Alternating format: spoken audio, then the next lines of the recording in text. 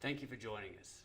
During this presentation, we will be talking about the coronavirus, the economic impacts of the coronavirus, and how our clients' portfolios are positioned to endure what is going on in the current economic times. To provide insight into the potential long-term impacts of the coronavirus, we can refer to historical data to see how different asset classes have performed during periods of extreme volatility.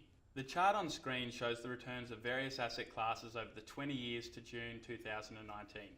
The red line towards the bottom shows the increase in inflation over time, which is effectively what your money needs to grow by, after tax, to maintain its buying power. Above inflation we have the cash rate, which has historically generated a greater return than CPI. Following the RBA rate cut last week, the cash rate is now 0.5% and well below CPI. As such, the real value of cash is now reducing over time, as inflation increases at a greater rate than cash. Above cash we have investments that form components 2 and 3, such as bonds and shares.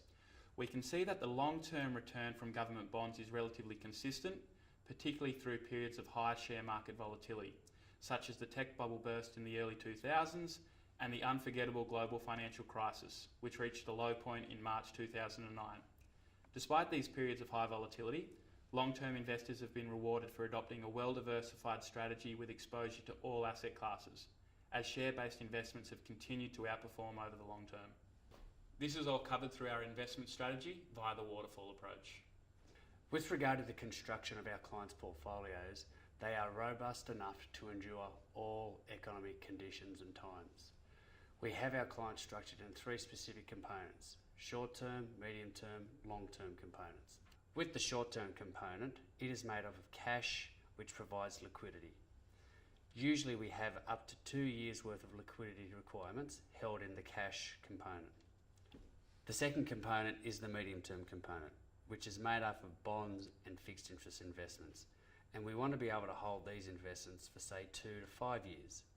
These investments provide protection against negative equity returns that can occur in the short term, and also provide an enhanced return above cash. The third component is the long-term component, and these are made up of share-based investments and property investments.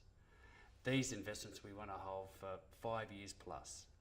These provide greater long-term returns than short and medium-term components, albeit with a greater level of short-term volatility, which we are currently experiencing. So, with regard to that waterfall concept, the construction of our client portfolios ensures they never have to redeem any investment at an inopportune time.